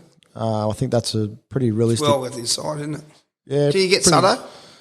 No, he's a dinosaur, mate. He's about 330, 340. So, realistically, if I got to 300, I'd be over the moon. And I think I believe I can get there. Yep. While still playing good footy. Yep. The moment I start going backwards, mate, it's the day I hang the boots up. So, look, I still believe I've got 4 or 5 years left. Yep. Well, if you go at the rate you average, that's easily well into... Whether the club think that or not, but... Just hold them for ransom, so I'm not going anywhere. Mate, also your family, you got a young family. You had a family, your first child was at 19? Yep, just turned 19, yep. Couldn't even ask a girl out the date at 19. How good are you going? And then you got 4 kids, and you're 30 this year. I'm 39. I've got an 18-month-old. Yep. So it took me a little while to mature, but I cannot imagine the last 18 months I've had how you play and train with a baby. I cannot, when you're in pre-season training and you're tired and you're stuffed, you just think, you know what? In 3 weeks' time, we get the Christmas break. We've got 2 weeks off. With a little bub, mate, you're thinking, when's my next break? 20 years' time. Yeah. There's no end in sight. How did you juggle? Like, I was doing nothing. I'd finished footy. How do you juggle raising a family and small kids and young kids, as well as, getting the training in? You're going to work where you got to have plenty of intensity and plenty of energy and plenty of enthusiasm. I caught plenty of flack at home for not doing too much. Well, the wife's been very good in terms of looking after the kids and making sure they got everything they need. I'm pretty much like a little kid myself, so I'm running around. I've got just as much energy as them. So, I do sleep well at night, Finchy. I'm exhausted by the time it's 8 o'clock. I'm glad you do. I enjoy it, but I enjoy being a parent. I enjoy young kids. My youngest daughter's 3 at the moment, so she's a handful. What do you got? 2 girls? 3 girls and a boy. Boy. Yeah. Girl, boy, girl. So and they're getting into OzTag and netball and all those sort of things. So I enjoy going to sport, working with them, and seeing them grow up. Obviously, I just love being around kids, mate. They're so happy and they're not one care in the world, and keeps me young. So it must be good too that your kids are at an age now to know what dad's doing, and that's good to go to the footy and support them. And it's good and bad, mate. They cop a bit at school. Yeah, I thought you were going to say they cop a bit from them at home. No dinner for you then. No, we've been through a few tough times with school and stuff. Really? Other kids or teachers? Other kids that support other teams, saying your dad's shit and all this sort of stuff. So really, come for riding a Lamborghini, which you don't want to hear as a kid. Nah. You don't want to hear anything about your parents or anything. But look, it's part of society. They got to learn. I think it's a good teaching thing for them. They got to grow up and learn how to handle adversity, and not what everyone says is true or is right. So nothing I say is true. So it's like the fans giving it to us, Finchy, every week, mate. That's not true. Well, mate, we look to the future. What are the goals? Like, is there anything on the checklist left for you? Off the field, on the field, and to follow that up. Where's the team? Where's this team? I'll let you answer that question first. Personally, what do you got left? Or what? For the back end, obviously you can narrow your focus when you're a bit more seasoned and experienced. What are you really lasering in on in this back half of your career? Mate, I just want to play good, consistent football. Win as many grand finals as we can. Obviously, try and get back to representative football. I'd love to play for Australia. I've only played the Prime Minister's game. Yeah, me too. Played for Australia, so that's a massive goal. Yep. If I don't get there, it's not a big hassle, but I'd certainly love to represent New South Wales again. Yep. Win an Origin series, play a number of games there, and from there obviously retire pretty happy, move into a coaching role, or just do something involved in footy. Yep. I don't believe I belong in the media. Well, I don't believe I do anymore either. But I got a head for radio. So. Well, mate, the good thing is about being in the media, there's absolutely fucking zero accountability. South could be playing Penrith. I could say at half time, well, Penrith are going to smash South. Penrith will be in 30-0. Half time, you both should be up 20-0. I said, mate, Adam Reynolds has been fantastic. South have done. There's no accountability there as a commentator, which is good and bad. But mate, with those games, I just skipped over it. You've love to win another grand final. Yeah, that's the main goal. I can win one or two more. And for someone who's, we've both won one each. I've lost 2, made 3, lost 2. It's hard just to make it, let alone win it. And you played 5 prelims. 6 prelims. 6 prelims. Yeah. That's how hard it is. That's just saying how hard it is in general where, I don't think, it's hard enough to get there. Then you need a bit of luck on your side. Then you need things to fall in place. Yeah. So that would be a really big effort if you can jag another one then, which is not that it's out of your reach, because leading into my second question, this team is pretty good this year. He weren't far off this year. We sort of had a bit of a rocky road there. Losing Latrell didn't help. I think Corey Allen come in and did a great job. What do you think if he's there? I think he's making the grand final at least. Yeah, we're pretty busted towards the back end of the year. Obviously, no buys during the year. Blokes carrying niggling injuries and stuff. The amount of injuries we had. In saying that, I was pleased and proud of the performance of our team. Looking ahead, where do you think? Looking ahead, mate, we've only gotten stronger as a team. We've sort of found our identity again towards the back end of that year. We know it works well for us. We're not predictable. Our defence is only going to get better, and if things click, it could be a special year for us. And just talking about, I thought last year your combination with Cody, I thought that was the best I'd seen you play in a long time. You just seemed right. You just seemed on the same note or same page as Cody. But I thought at your running game in particular, not that it improved, just not so much making breaks, but how you took the line on and just your tempo with things.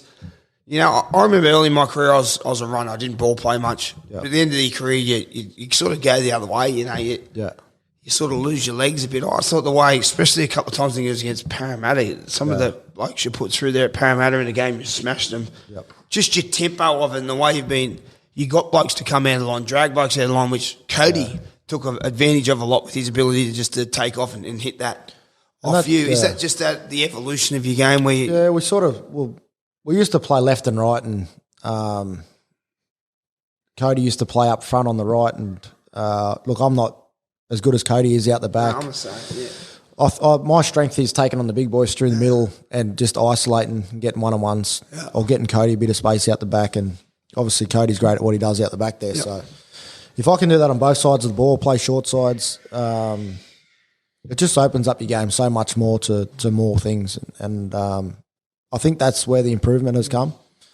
And then you throw in Latrell, if we can get him fit and firing, and back to his best. I was wondering, he started a little slow, but Latrell has a tendency to do that. But once he's up and about, he's a handful. Well, he hadn't played fullback for a number of years, and we knew. We seen glimpses of it at training. We knew what was coming. It was scary to see it training.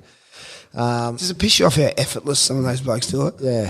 Yeah. Mate, I remember I played a game. We played the Warriors. It's the last game of the year. It's 12-0 at half-time. It's one of those arm wrestle games played inside the 20. Not many opportunities. We scored 2 late tries before half-time, 12-0.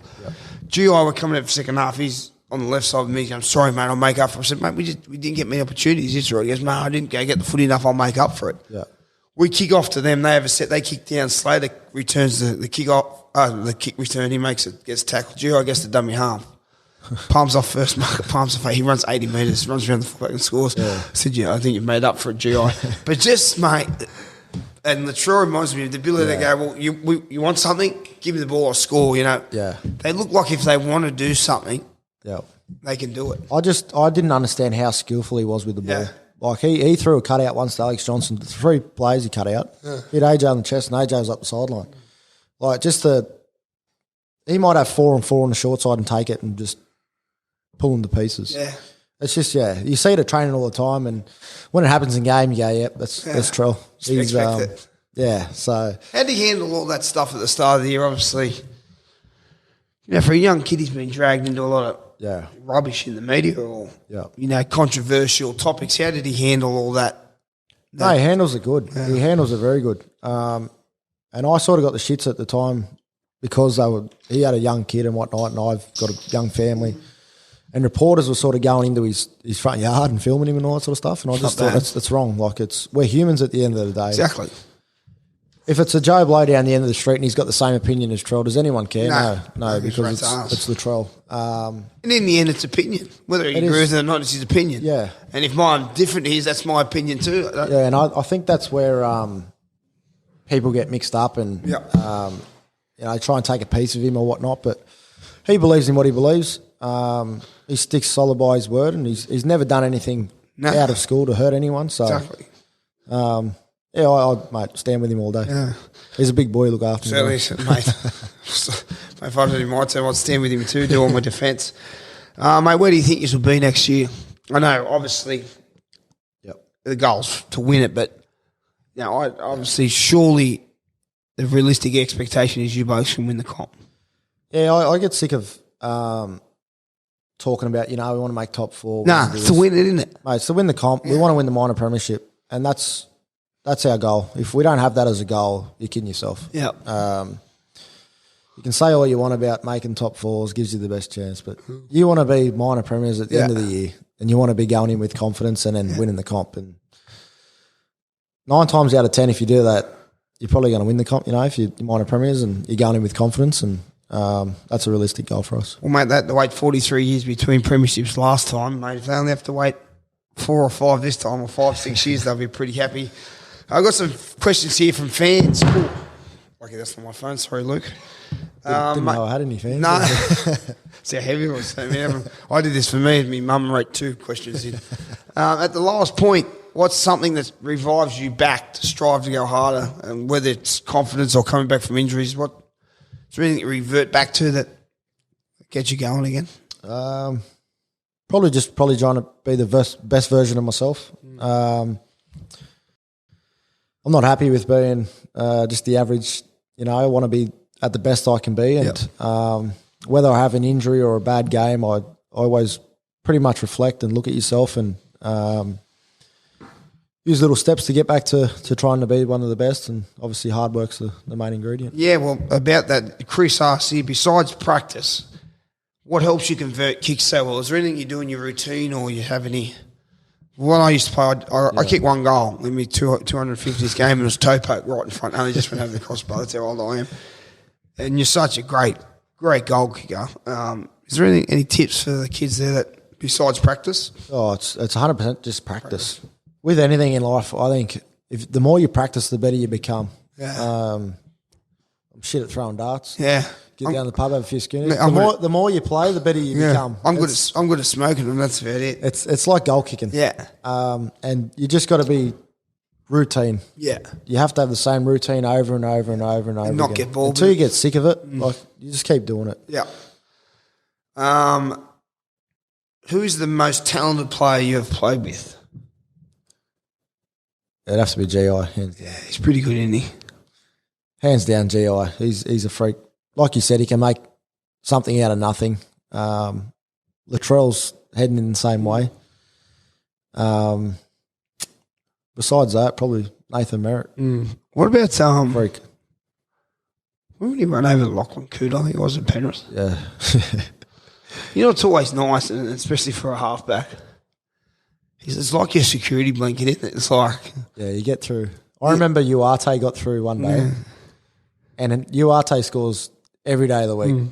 He was steaming 5 metres out from the line. GI was pretty much stuck still. Breaks it one day? Hit him front on, stopped him in his tracks, raked it off him and threw it back in the mirror. Yeah. Within a metre of going out. Like it was just... And he'd made 20, 30 try-saving tackles like that. And it's always nice... I'm sure to be roughly right. Like if you're looking to go forward for a halfback, you're looking at the ruck to see how quick play the ball is. But you getting your eyes up to see what's in front of you. You got to see what's around you. All the while they're thinking of a play. But then if play the ball slow, that idea might go out the window. You got to come up with something else. Yeah, it's always nice when you got someone out there like GI where you just go, give him the ball. Don't even have to think. And another thing he was my eyes sometimes in kicking. And he'd be telling you. He'd tell me where, and I think he might have learnt that off Billy. Yeah. But Billy would be saying, do a chip kick for me. No, just put it in the corner. He'd tell me the fullback's tracking right and I'd just hook it back left. So there's little combination stuff like that obviously people don't hear or see. And having that bloke there just to be able to throw it to him, And I was at Parramatta busting my ass. Yeah. Doing everything. Losing, getting criticised. I was down there doing nothing. Yeah. Touching the ball 50% less. Catching past to GI. He'd palm 8 blokes off, score a try, get a try assist. I was the greatest 5'8" in the game. It's always nice having someone like GI. Yeah. Who's the most annoying at South or pest at South? They'd probably say me if you asked them, but I'd say Cody. Yeah. Yeah. Slapping you on the back of the neck, pulling your hairs. I've taught him well. I think. Yeah. Taught him well. You just get away with it with the big boys? Yeah, they get the shits every now and then. Yeah. Too quick for them. What can they do if they want to play in the team? What player would you sign for the Rabbitohs for season 21 if you could, and why? 21 and why? So season 21. If you could pick a player. Taumalolo. Be nice, wouldn't he? I was surprised you didn't pick a halfback there. Sorry. Sean Johnson. Sean Johnson. Put him at halfback. Well, he won't last as long as you did. How did Madge change the game in 2014, and do you think he can improve Luke Brooks? What improvements there? I think he already has improved Luke Brooks, and probably the same way he improved me with my defence. Yeah. What was that? Because you were never... I played against you in my last year. Yeah. I never seen you as someone who, for lack of a better word, was a cat. Yeah. You're always willing. You're always happy to Yeah, always. Some people don't. Some smaller guys don't want. Or halfbacks don't want the collision. You never. That was never your issue. No, what do you mean by he improved your defence? It's not like you needed to change your mentality. I like the contact. I try and whack as a small bloke. Yeah.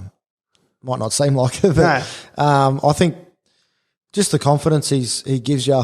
Look, you do some tough wrestling sessions during the preseason, and it can toughen you up mentally. And I think mentally you need to be tough to make your tackles.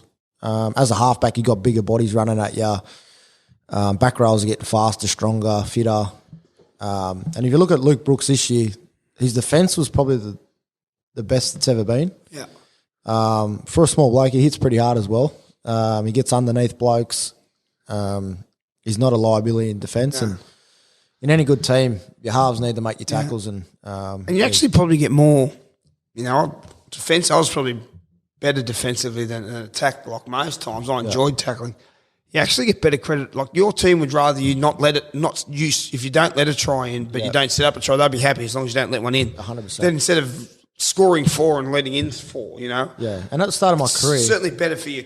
The start of my career was so simple underneath Madge. Make your tackles and finish with a good kick, And the amount of work you do in the preseason under Madge with your defence, you can't afford to be shit in defence because he just rips you, Like it's it gets you well prepared for it. I remember he got me well prepared. I had C7, I had a shaved disc and finished it in Melbourne. So I had to get it done just Christmas 2011 before I was going to England in Manchester. So I was out for I missed 16 weeks training, but it was about first 6 games. Yep. So there's a bit of pressure on over there if you're an Aussie and you're not don't perform. You're not playing. So Madge rushes me back. Yep. There's a few injuries. Imagine how much I like defence anyway. With my little pencil neck. Madge goes, right, we'll go out and do a fitness test. This is 4 weeks before I'm supposed to be back. Yes, I think you're ready to go. Yep. I said, I'm not too sure. Madge goes, do a hit, left shoulder, bang. Right, you're good to go. Yeah. Mate, I got out there. It was just, they just know you're underdone. You're in for a long day. And then he was like, mate, you weren't good enough. He said, it's like when I was watching you in the surf when we used to be back, I used to get pushed back. I was like, well, fuck, I didn't think I could play. What advice would you give to kids being a smaller guy in the league? I think just enjoy the challenge of. Because it's a big thing, isn't it, when you're that age? Because I struggle. Kids go through puberty and they're bigger and stronger. Yeah, it is tough as a young kid when you're real small versus some bigger bodies and whatnot. You just got to enjoy it. You just got to learn to enjoy the challenge. For areas that you lose with size and that, you make up with speed and agility. We're probably talking a bit more about defence with the smaller boys and whatnot. But, just embrace it. Work out ways, work hard with your coaches and come up with techniques so you can, bring them down. Yeah, maybe a gun or an axe. Favourite ground to goal kick at? I'm not too sure. Well, I'll throw this one up. Do you have a favourite conversion? Favourite goal you've kicked? Grand final when we went up by 14. Obviously knew it was in the bag then, so that was pretty special. So where was that? Where was that kick from on the ground? Sideline on the left. So you're thinking we kicked this. This is all over, but not only all over. It's the first grand final. This club's going to win in. Yeah, I pretty much knew it was over. There was 3 or 4 minutes, if that, to go. Realistically, teams can score 2 tries in a couple of minutes. If you can't What's happened? You can't score 4 or 3. Yeah. So pretty much went up by 14. Knew it was the game then. When it sinks in, it's a pretty good feeling. So just like when those beers sink in. Probably ANZ's the best ground to kick out for me. Hardest player to play against? Tuivasa-Sheck. Favourite off-field achievement? Becoming a father. Why the change in goal kicking routine? You cut out the squat. The back's a bit tight, mate. Can't bend over as much anymore. Exactly. It's carrying all that money around. Carrying all that in the wallet. How many times a week do you train with goal kicking and how long would the session go for? In pre-season, probably once or twice a week. And session would go anywhere between 20 minutes to 40 minutes. I don't like to overdo it. Yeah. I think if you overdo it, you can overthink things and it becomes a bit unnatural for you. Yep. So if you can limit your kicks and just say if I have 10 or 15 kicks at training, I want to nail 13 to 14 kicks. You stay there till you do it? No, because I think you need the disappointment for the next session. If you don't have disappointment, you don't really learn. I learn more from my misses than I do from when I kick them right. And I think I used to write down I used to work with Kurt Wrigley. I don't know if you know Kurt Wrigley. He was a handy goal kicker himself. And he made played at Cronulla and South. Yeah, he coached us. He coached us. Look, he was a great kicker, and we had some times where we'd kick against each other. You should always go out in the field before games, wouldn't you? And kick. Yeah, I'd always ask him to go out 10 minutes early, get through some kicking routine. But I'd have a sheet where I'd have 2 kicks from the left, 2 from the left scrum line, 2 in front, same on the right, and you repeat that twice. You write your score down every session. You fill in what the wind was doing, and you make a comment on how it felt. And I think that was a great tool for me to use.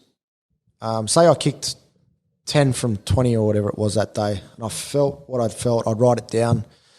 I'd go back to a page where I've kicked maybe 15 from 15 and go, all right, this is how it felt. This is what I need to really get back to. Yep. What those things be that you felt just having never kicked, for people who have never kicked? Felt natural. Your hips get through the ball. You got momentum going at the post. Your head's down. You're not lifting. Contact's good on the foot. I've got a strong foot position. Number of things. I might miss one of the best sessions I've had. I've missed 10, but they've felt really good. Yeah. And I missed hitting the upright or just outside the upright, where the wind hasn't brought it back. But I learned so much more from that than I did from making the kicks, because you don't look at it as much as you do. Now this is not a question, but I'll ask the question off the back of it. Please think Reno for his left-footed field goal on the buzzer against the Warriors won me, and he's got money bags all along there. Run me through a left foot, fucking right foot's hard enough to kick him, let alone left foot. Now you've really rubbing salt in the wounds. I've practiced a fair bit left foot. Do you remember the kick? Yeah, it was in New Zealand. I was going to say no, he didn't remember. Jesus, how many he kicked? You don't remember? I might have kicked 2 left. I had a shocker against the Cowboys. We got away, got a penalty, kicked the conversion from right in front. They grubbed it along the ground. But the one in the Warriors, I think that's the one you're talking about. Yeah, he is. I was filthy because Campbell Graham hit me on the inside, and it come off my chest, massive chest, bounced off. So you were hitting the gap? I was hitting the gap. I was backing up on the inside. I let him do all the hard work. I was just backing up. Hit me on the chest and went dead. Anyways, we've got the ball back, got a repeat set. End of the game, they dropped out. I said, just fire it to me. I'm going to have a shot at field goal. Sammy Burgess has just fluffed around with the fucking... Dummy half. No, they dropped out. He's caught it or let it bounce around, and he's thrown it to me. And I didn't have time to get it on the right. So I just went off the left and banged it over from about 30, 35. Jesus. And I actually remember getting sprayed on Twitter. Cost someone a bit of money. So I'm happy it's made. Well, this fella's made someone plenty of money. What was it like having Sammy as your captain when you were younger? Yeah, very, very good. Inspirational. True leader. Leads from the front, hard. Would never let anyone down, and probably the best competitor I've ever played with. What's the best pub in Redfern? Asking for a friend. Best pub in Redfern? Best pub in Redfern. Oh, there's plenty. The Grosvenor goes all right. Yep. That was a local growing up. So where are your locals? Now? Yeah. The Newmarket Hotel. Newmarket. So, yeah, best in the business, mate. Yeah, I remember giving you a call with a good mate of ours, Spoon, on the way there after a golf day. You two were certainly in good form.